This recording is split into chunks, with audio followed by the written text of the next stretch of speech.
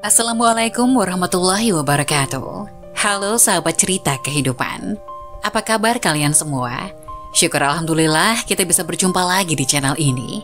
Salawat dan salam selalu tetap tercurah kepada junjungan kita, Nabi besar Muhammad Sallallahu Alaihi Wasallam. Tidak lupa kami sampaikan salam sehat, salam sejahtera. Semoga kita semua tetap dalam lindungan Allah Subhanahu wa Ta'ala. Seperti biasa, kita akan berbagi kisah dari yang unik, menarik, sampai bikin nangis. Semoga bermanfaat.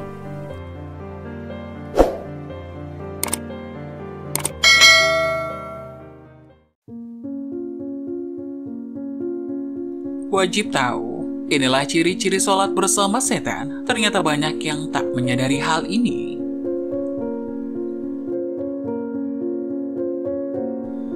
Bagaimana ciri-ciri sholat bersama setan? Simak penjelasannya berikut ini. Seperti diketahui, setan akan terus menggoda manusia supaya sholatnya tak sempurna,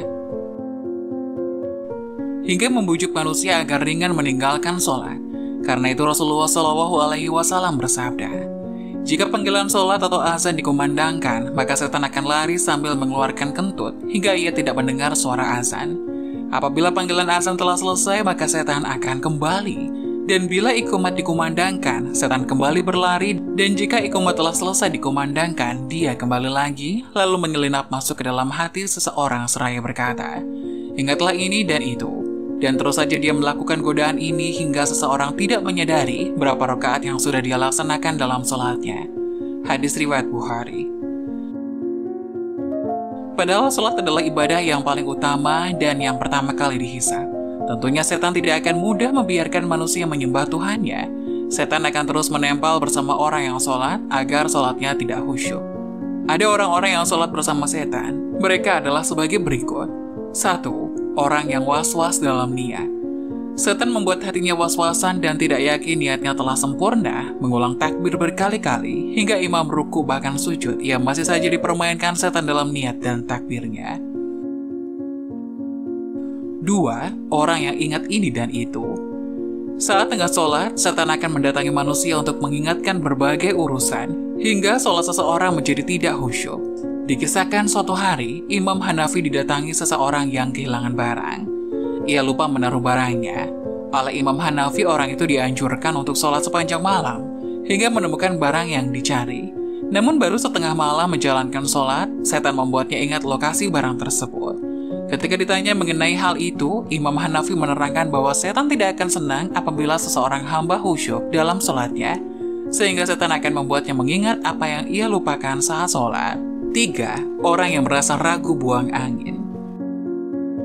Perasaan ragu buang angin atau tidak adalah sebuah gangguan yang setan hembuskan untuk mengacaukan sholat seseorang.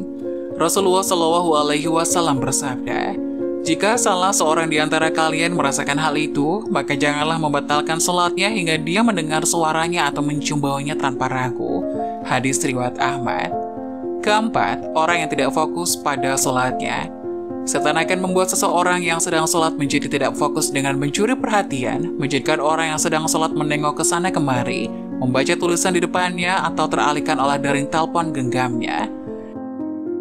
Dalam sebuah hadis yang diriwayatkan oleh Aisyah radhiyallahu anha, ia berkata, saya bertanya kepada Rasulullah tentang hukum menengok ketika sholat. Rasulullah SAW menjawab, itu adalah curian setan atas sholat seorang hamba. Hadis riwayat Bukhari.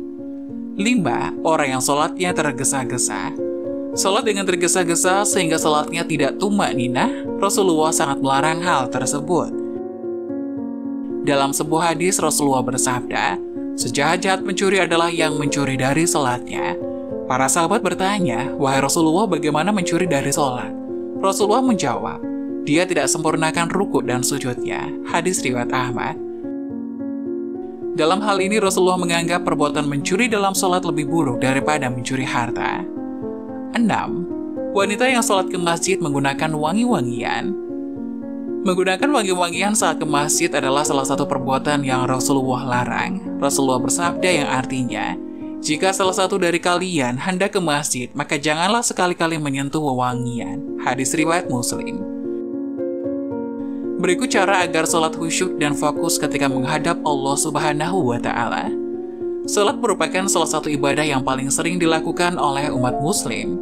Salat fardu yang wajib ditunaikan dalam satu hari ada 5 waktu, yakni subuh, zuhur, asar, maghrib, dan isya. Dalam mengerjakan salat, seseorang dituntut harus fokus pada bacaan dan gerakan atau dengan kata lain khusyuk. Fokus yang dimaksud artinya segala pikiran, jiwa, dan raga dipusatkan hanya untuk beribadah kepada Allah Subhanahu wa Ta'ala. Sehingga saat sholat, pikiran menjadi terarah dan tidak melenceng ke hal lainnya. Khusyuk dalam melaksanakan sholat merupakan salah satu keberuntungan yang didapatkan seorang muslim, sebagaimana yang dijelaskan di dalam firman Allah Subhanahu wa Ta'ala berikut. Yang artinya, sungguh beruntung orang-orang yang beriman, yaitu orang-orang yang khusyuk dalam sholatnya. Quran Surat Al-Mu'minun ayat 1 dan 2. Khusyuk bertujuan untuk mendapatkan ketenangan hati, menundukkan pandangan mata, serta merendahkan diri di hadapan Sang Pencipta. Berikut ini beberapa cara agar sholat khusyuk yang dapat dilakukan. Berikut 6 cara agar sholat khusyuk. 1. Menyiapkan diri sebelum sholat. Persiapan itu dapat dilakukan dengan menyempurnakan wudhu, mengenakan pakaian yang baik dan bersih, bersegera menuju masjid dengan tetap tenang dan tawadu, dan menanti saatnya sholat ditegakkan dengan berzikir atau membaca Al-Quran. Jangan mengerjakan sholat dengan terburu-buru. 2. Bersikap tenang dalam sholat.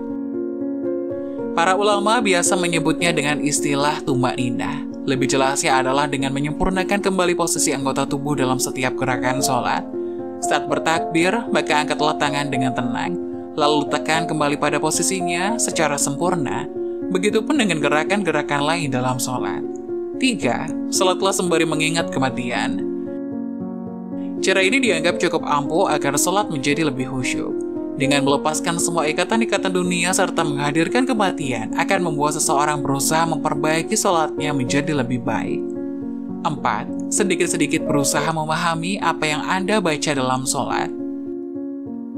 Tanpa memahami maknanya, tidak sedikit umat muslim yang tersentuh bahkan menangis ketika membaca dan mendengar lantunan ayat suci. Tapi akan jauh berbeda rasanya dan kedalamannya bila memahami setiap makna yang terkandung di dalamnya. Oleh karena itu berusahalah untuk memahami sedikit demi sedikit arti dan makna bacaan dalam sholat agar mendapatkan kehusyukan. 5. Bertobat kepada Allah. Sholat adalah momen di mana seorang hamba berkomunikasi dengan Sang Pencipta. Manfaatkan momen ini untuk bertobat atas perbuatan-perbuatan yang menyimpang dari syariat. Dengan begitu sholat seseorang akan lebih khusyuk. 6. Sholat di awal waktu. Menunaikan sholat secara berjamaah di awal waktu akan sangat berimbas pada tingkat kehusyukan seseorang dalam sholat. Sebab waktu sholat masih panjang, sehingga hati akan merasakan ketenangan dalam mengerjakannya. Berbeda halnya jika sholat dikerjakan di akhir waktu, sholatnya bisa jadi akan tergesa-gesa. Semoga penjelasan tadi dapat memberikan hikmah dan manfaat untuk menonton semuanya. Jangan lupa like, subscribe channel ini agar tidak ketinggalan video-video bermanfaat selanjutnya. Sekian dari kami, terima kasih. Wassalamualaikum warahmatullahi wabarakatuh.